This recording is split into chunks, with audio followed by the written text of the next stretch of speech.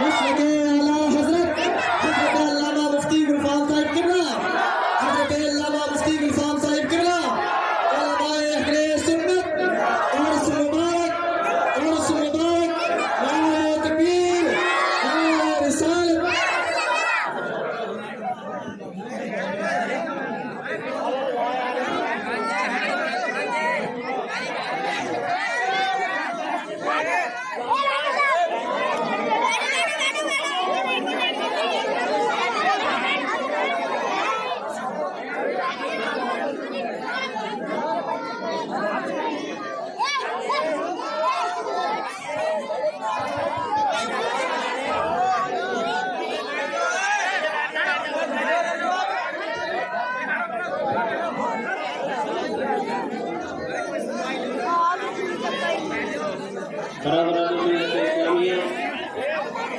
آپ اپنے ماتے کی نگاہوں سے دیکھ رہے ہیں کہ اسٹیج پر مناظر اہل سنت حضرت علامہ و مولانا مفتی گلفام رضا صاحب قبلہ تشریف فرما۔ حضرات، ہم قریب حضرت کا خطاب ہونے والا ہے اور ہمیں اور آپ کو سبھی کو انہی کا خطاب سننا ہے، لیکن حضرات محترم، نقیب صاحب نے میرا نام لیکن جب انہوں نے نام بول ہی لیا ہے 5 منٹ کی گفتگو۔ حضرات تھوڑا خاموش رہیں، ذرا شانتی کا ماحول بنائیے۔ آپ حضرات تشریف رکھیں، نیچے بیٹھنے کا انتظام ہے۔ حضرات محترم تھوڑے نیچے بھی تشریف رکھیں، نیچے بیٹھ جائیں۔ ارے حضرات آئے ہیں انشاءاللہ تقریر بھی کریں گے، لیکن نیچے بیٹھ جاؤ، سکون و اطمینان کا ماحول بناؤ، ذرا نیچے بیٹھو اور سکون و اطمینان کے ساتھ سننے کی کوشش کریں گے انشاءاللہ تعالیٰ تو حضرت کا بہت ہی اچھا مدلل اور مفصل بیان ہوگا انشاءاللہ تعالیٰ۔ حضرات ایک مرتبہ ذرا درود پاک کا نذرانہ پیش کریں۔ اللہ رب محمد صلی اللہ علیہ وسلم، نحن عباد محمد صلی اللہ علیہ وسلم، صلاۃ و سلام علیک یا رسول اللہ صلی اللہ تعالیٰ علیہ وسلم۔ حضرات اللہ پاک ارشاد فرماتا ہے وبالوالدین احسانا،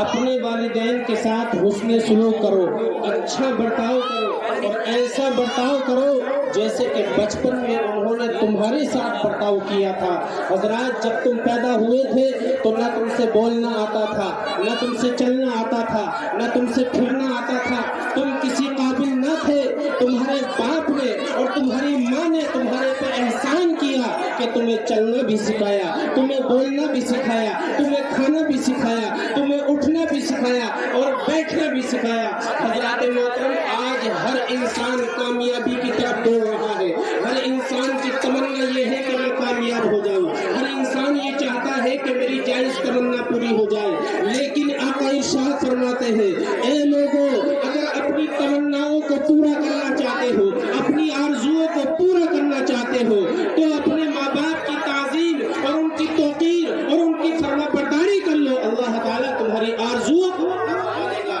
تمہاری تمناؤں کو پورا فرما لے گا۔ اللہ اکبر کبیرہ۔ حضرات محترم ذرا توجہ سے ملاحظہ فرمائیے، حضرت موسیٰ علیہ السلام جب شہر انطاکیہ سے چلے، حضرات 2 منٹ میں اپنی گفتگو پوری کرنے کے لیے جا رہا ہوں، ذرا توجہ دیں اور ہوش کے ساتھ ذرا ملاحظہ کریں۔ اور میں آپ کو یہ بتانا چاہتا ہوں کہ ماں باپ کی فرما برداری کرنے والا بندہ اللہ تعالیٰ اسے کتنے عروج عطا فرماتا ہے، کتنی بلندی عطا فرماتا ہے، کیسی کیسی منزلوں سے اسے نوازتا ہے، اور وہ دنیا میں بھی کامیاب ہوتا ہے اور آخرت میں بھی کامیاب و کامران ہو جاتا ہے۔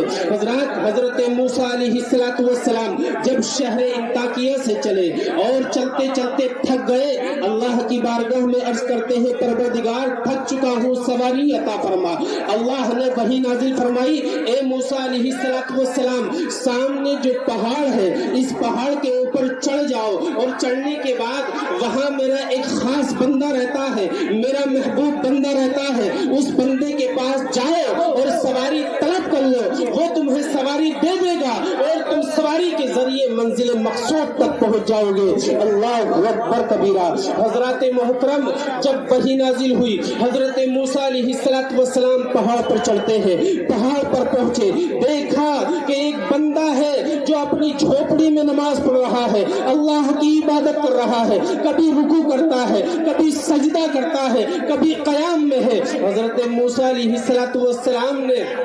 انتظار فرمایا، جب وہ عبادت سے فارغ ہو گیا اس کی بارگاہ میں عرض کرتے ہیں اے شخص مجھے سواری کی ضرورت ہے، سواری عطا کر دے۔ اللہ اکبر کبیرہ۔ وہ شخص اپنی جھوپڑی سے باہر نکلا اور نکلنے کے بعد اس نے آسمان کی طرف دیکھا کہ آسمان میں ایک بادل کا ٹکڑا موجود ہے، اس بادل کے ٹکڑے کی طرف اشارہ کیا، اشارہ کرتے ہی وہ بادل کا ٹکڑا اس کے قدموں میں آ گیا اور اس نے اس بادل کے ٹکڑے کو حکم دیا کہ اے بادل کے ٹکڑے اس شخص کی سواری بن جا اور جہاں یہ جانا چاہتا ہے اسے وہاں تک پہنچا دے۔ اللہ اکبر۔ حضرت موسیٰ علیہ السلام اس پر سوار ہوئے اور منزل مقصود تک پہنچ گئے، لیکن پہنچ تو گئے، اب پہنچنے کے بعد رب کی بارگاہ میں سجدہ کرتے ہیں، عرض کرتے ہیں مالک و مولا میں نے تجھ سے سواری طلب کی تھی، تو نے مجھے اس بندے کے پاس پہنچا دیا۔ اے پروردگار عالم میں پوچھنا چاہتا ہوں کہ وہ بندہ تیری بارگاہ میں کتنا مقرب ہے، وہ کون سی نماز پڑھتا ہے، کون سا وظیفہ کرتا ہے، کون سا اس کے پاس ایسا عمل ہے جس عمل کی بنیاد پر تو نے اسے یہ مقام عطا فرمایا ہے کہ اس نے بادل کے ٹکڑے کی طرف اشارہ کیا تو بادل کا ٹکڑا اس کے قدموں میں آ گیا اور اس کے حکم سے وہ میری سواری بھی بن گیا اور مجھے منزل مقصود تک پہنچا دیا۔ پروردگار اس کی کون سی نماز ہے جو تیری بارگاہ میں مقبول ہے، وہ کون سا وظیفہ کرتا ہے، اس کا کون سا عمل ہے؟ اللہ پاک نے ارشاد فرمایا اے موسیٰ علیہ السلام سنو سنو، اس کا کوئی ایسا ویسا عمل نہیں ہے، اس کا فقط ایک چھوٹا سا عمل ہے اور وہ یہ ہے کہ وہ اپنے ماں باپ کی تعظیم کرتا ہے، توقیر کرتا ہے، اس وجہ سے ہم نے اسے یہ مقام عطا فرما دیا ہے، یہ منصب عطا کر دیا ہے،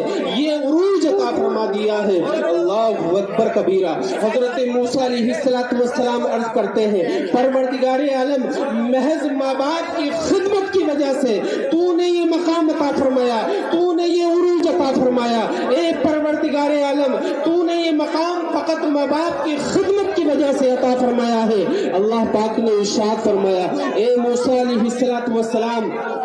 یہی مقام نہیں ہے، وہ بندہ اتنا ہی مقبول نہیں ہے بلکہ وہ بندہ ہماری بارگاہ میں اتنا محبوب ہے، اتنا مقبول ہے کہ اگر وہ ہم سے یہ خواہش ظاہر کرے کہ پروردگار عالم تو زمین کو آسمان پر لے جا اور آسمان کو زمین پر لے آ، پروردگار عالم ایسا کر دے حضرات، تو اللہ تعالیٰ نے ارشاد فرمایا اے موسیٰ ہم اس کی اس خواہش کو بھی نہیں ٹال سکتے، اس خواہش کو بھی رد نہیں کر سکتے، لہذا ہماری بارگاہ میں وہ اتنا مقبول ہے کہ ہم اس کے کہنے سے زمین کو آسمان پر لے جائیں گے اور آسمان کو زمین پر لے آئیں گے۔ اللہ اکبر۔ حضرات تو اس سے آپ کو پتہ لگتا ہے کہ پتہ لگا کہ اللہ کی بارگاہ میں وہ بندے کتنے مقبول ہوتے ہیں جو ماں باپ کی تعظیم کرتے ہیں، ان کی توقیر کرتے ہیں، ان کی خدمت کرتے ہیں۔ اللہ کے رسول علیہ السلام فرماتے ہیں کہ اے لوگو اگر تم کامیابی اور کامرانی چاہتے ہو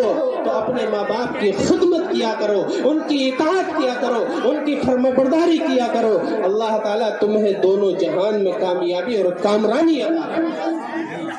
الغرض نمازوں کی پابندی کرو، اپنے بڑوں کی تعظیم و توقیر کرو، چھوٹوں پر شفقت کرو، ماں باپ کی تعظیم اور توقیر کرتے رہو، اللہ تعالیٰ دونوں جہان میں کامیابی اور کامرانی عطا فرمانے والا ہے۔ اللہ اکبر کبیرہ۔ نماز کی پابندی ہر حال میں کرتے رہو، ماں باپ کی تعظیم و توقیر کرتے رہو، اور جب آخری وقت آئے تو یہی کہتے ہوئے اس دنیا سے چلے جاؤ کہ یا رسول اللہ بلبل سے بہرحال نشے من نہ چھٹے گا، بلبل سے بہرحال نشے من نہ چھٹے گا، برقے پاک کے خوف سے گلشن نہ چھٹے گا، اور ماحول اگر اپنے موافق یہ نہیں ہے سرکار مگر آپ کا دامن نہ چھٹے گا، سرکار مگر آپ کا دامن نہ چھٹے گا۔ اللہ پاک ہمارے